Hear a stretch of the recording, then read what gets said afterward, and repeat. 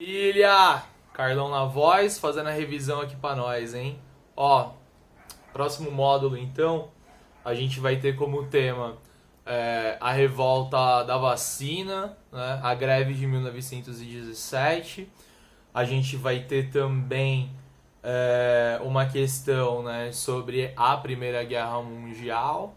E nós também vamos ter ali uma questão sobre a crise de 1929 e como que ela se relaciona ali com a ascensão do fascismo, tá? Do nazifascismo, né? Porque a gente sabe que tem as duas experiências. E aí, a prova de vocês, como, né, foi característica nossa aí ao longo do ano, ela tá muito mais relacional e muito menos conteudista. Então, o que eu vou fazer aqui na revisão vai ser comentar alguns aspectos dos temas, assim, que eu acho que vai acabar ajudando vocês na hora de estudar, mas não necessariamente esse conteúdo específico é que vai ser cobrado ali, tá? Então, façam boas leituras dos textos que eu coloquei de base e principalmente, né, fiquem bem atentos ali aos comandos das questões. Show? O primeiro tema é a revolta da vacina, né? Quando a gente viu a revolta da vacina, eu fiz questão de frisar para vocês que só é possível entender a revolta da vacina se a gente conseguir relacionar ela com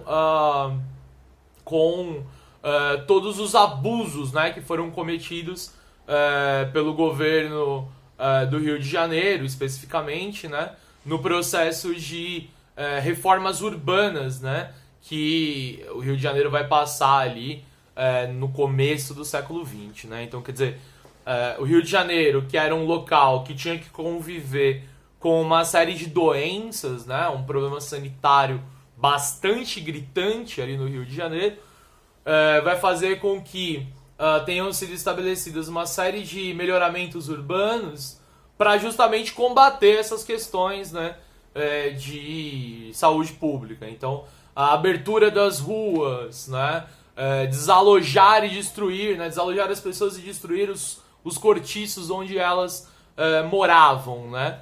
Tudo isso está dentro de um contexto que é uma forma que o Rio de Janeiro encontrou de combater, né, esses problemas de doenças e de pandemias, né? Agora, percebam, a forma como a política do Rio de Janeiro resolveu enfrentar e combater esses problemas foi uma forma extremamente violenta, né? E deixou marcas, porque afinal de contas foi o Estado que removeu a população mais pobre, mais carente do centro do Rio de Janeiro, destruiu as suas moradias, obrigou essa população a ir morar nos morros, né? E posteriormente, ainda como uma parte da solução, né, desses problemas de saúde pública, o Estado do Rio de Janeiro vai impor uma campanha de vacinação obrigatória contra a varíola, em 1904. E essa campanha de vacinação obrigatória, ela foi também muito violenta, feita totalmente sem explicação, e pelo mesmo Estado que, anos antes, tinha atuado para remover aquela população da sua moradia. Então a revolta da vacina nada mais é do que uma reação popular a toda essa forma violenta que o Estado lidou com essa população mais pobre. Aí a gente entende a revolta da vacina. Quando a gente compara isso, por exemplo, com os movimentos anti-vacinas atualmente, a gente não consegue encontrar paralelos, né? Porque uma coisa é você, sem ter informação, é você reconhecendo no Estado, né, um elemento, né, um grupo que quer te matar no final das contas, né, que é seu inimigo, e era assim o Estado do Rio de Janeiro para com a população pobre no começo do século, né?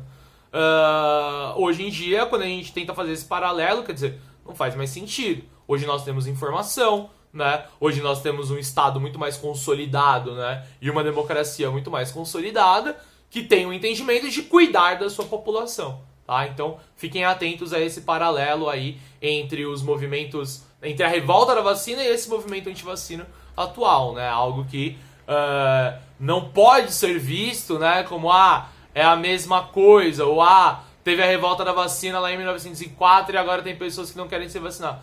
Não tem muitos paralelos que a gente pode estabelecer, não, ok? O segundo tema vai tratar sobre a greve de 1917, né? Essa que até hoje é uma das maiores greves, uma das maiores mobilizações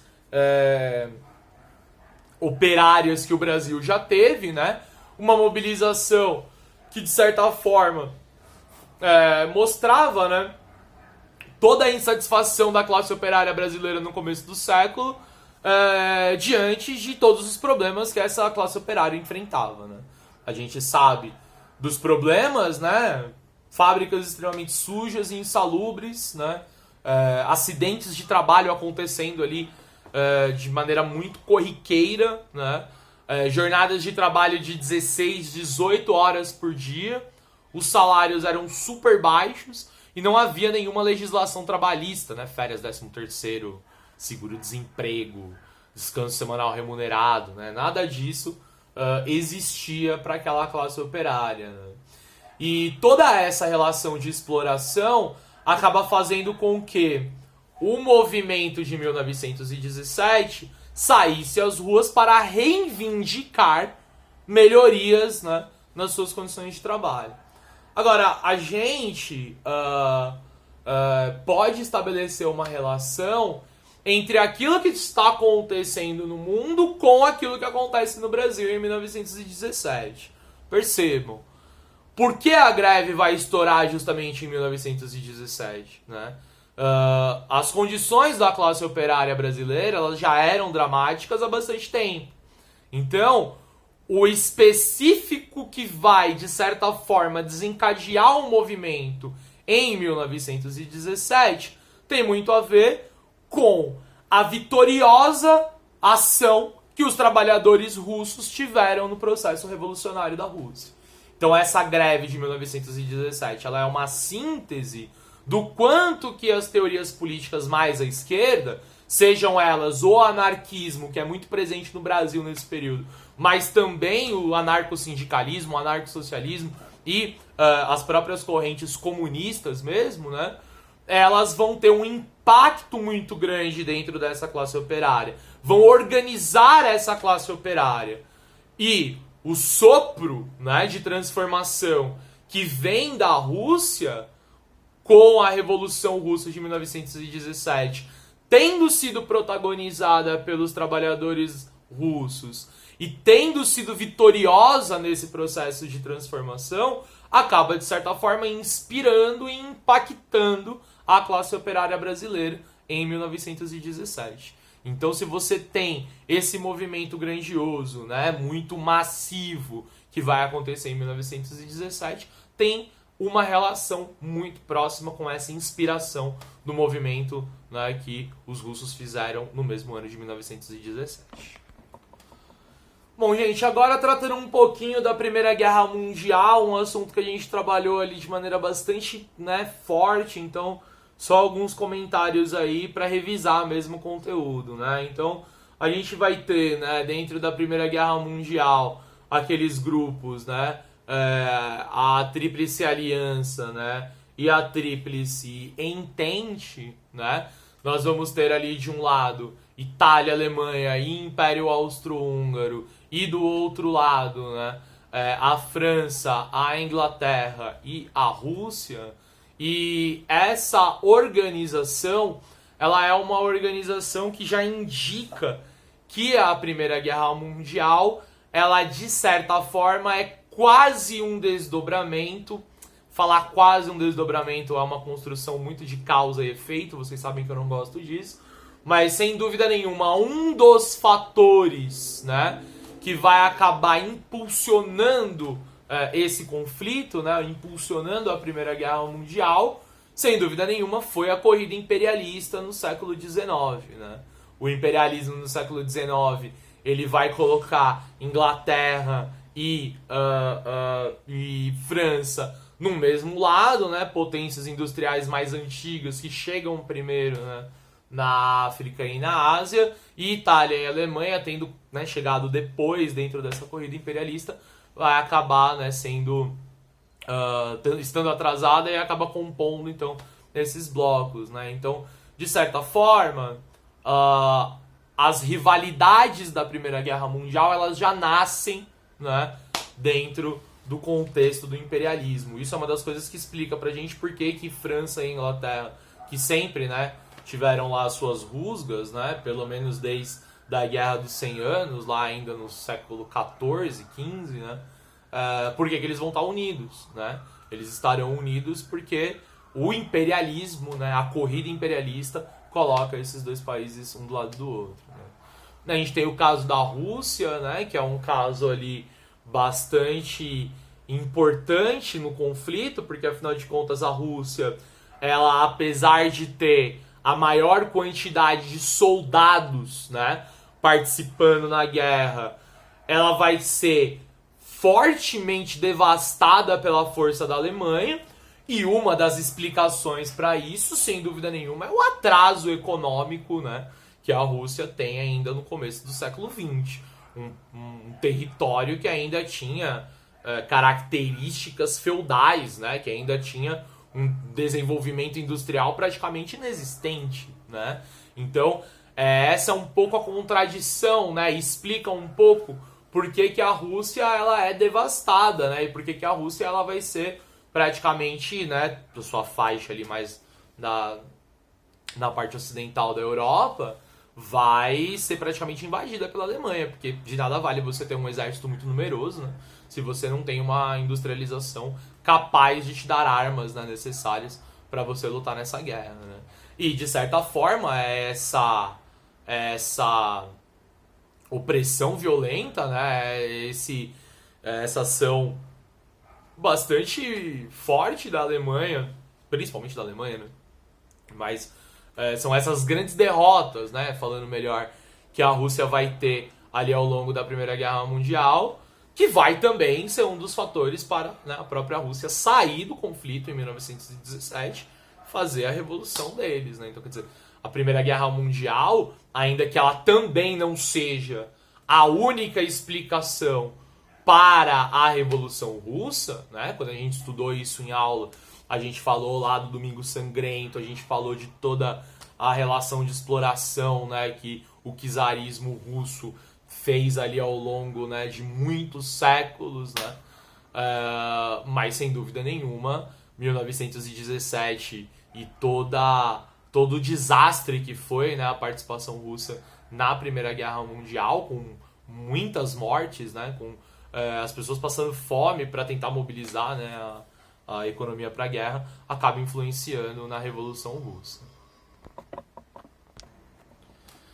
Sobre a crise de 1929, galera, lembrar, né, no primeiro aspecto que essa crise, ela é uma crise de superprodução, né? E falar que uma crise, né, econômica é uma crise de superprodução significa dizer que uma determinada economia, um determinado país, ele chegou a um momento em que ele produz muito mais do que o seu mercado é capaz de absorver. E esse fator, para a crise de 1929, tem tudo a ver com dois aspectos conjunturais dessa década, né, da década de 1920. O primeiro deles, o fato dos Estados Unidos terem, de certa forma, saído muito vitoriosos da Primeira Guerra Mundial. Europa devastada, Europa completamente quebrada, e os Estados Unidos não tiveram grandes problemas durante a Primeira Guerra Mundial, dentre outras coisas, porque o conflito aconteceu na Europa. Logo, o capital que vai reerguer a economia europeia vai ser o capital norte-americano. Isso vai fazer com que os Estados Unidos entrem na década de 1920 explorando, desenvolvendo e consolidando aquilo que ficou conhecido como o American Way of Life.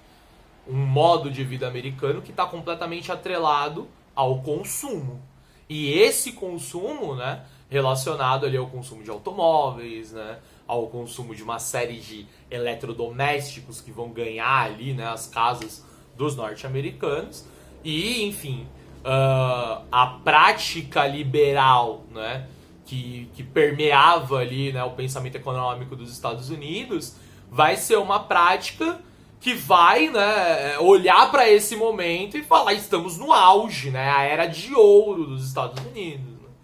E isso vai fazer com que se produza cada vez mais, se produza cada vez mais, se produza cada vez mais.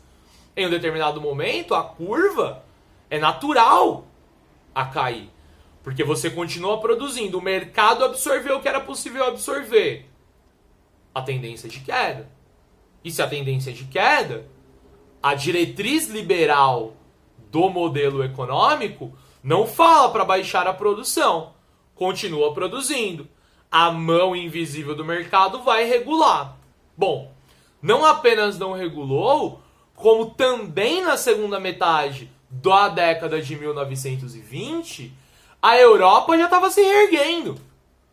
Então os Estados Unidos, que encontravam ali nos países europeus um mercado para absorver essa grande quantidade de produtos, na segunda metade da década de 1920 já não vai mais ter esse mercado.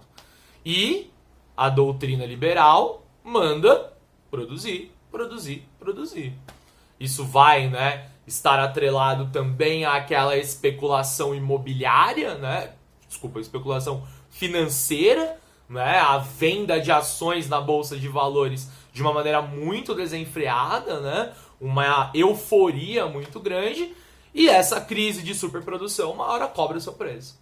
Quando ela cobra o seu preço, né, a economia norte-americana ela quebra, porque muitas empresas vão à falência, né, com o crash lá de outubro de 1929. Né? Então é assim, né, que a gente relaciona o American Way of Life com a crise de 1929, né? Pensando aí também nos elementos do liberalismo em cima disso. Agora, a crise de 1929 ela vai trazer para as teorias econômicas ao redor do mundo um elemento bastante importante de transformação desse primeiro liberalismo, ainda muito atrelado aos escritos do Davi Ricardo, do Adam Smith, né? E dessa galera aí que vocês estudaram lá no ano passado, né? Falando de iluminismo e de liberalismo. Então, quer dizer, até 1929, de fato havia uma crença muito generalizada nessa ideia liberal, né, de o Estado não deve intervir na economia.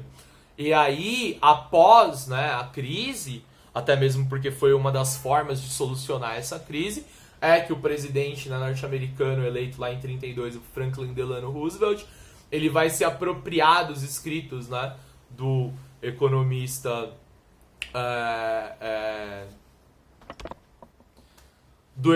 John Keynes, né?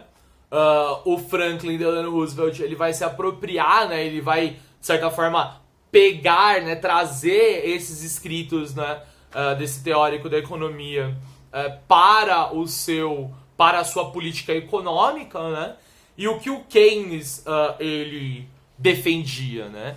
Ele fazia essa observação de que a tendência de crescimento do capitalismo tendia a um determinado platô, né, um determinado pico, e depois a tendência era de queda, e nesse momento em que a tendência é de queda, seria a responsabilidade do Estado intervir na economia para evitar que a crise chegasse. E é assim que vai se formar todo o New Deal.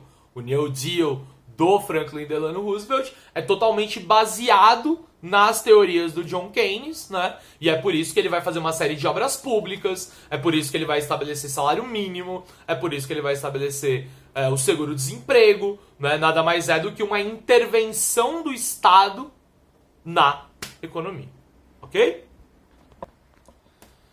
E agora, para fechar, né, a ascensão e as características do totalitarismo, né? Percebam, a própria crise de 1929 ela é importante demais para entender, né, a ascensão dos regimes totalitários, né?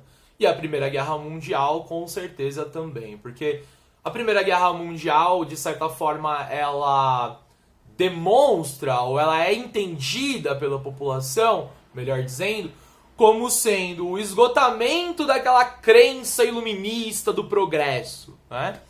Olha o que o progresso fez. O progresso destruiu a Europa. O progresso levou a uma guerra sem precedentes, né? Isso é muito impactante na política liberal, né? Porque Porque, afinal de contas, essa ideia da crença iluminista no progresso era uma ideia que trazia consigo a ideia da democracia liberal, né?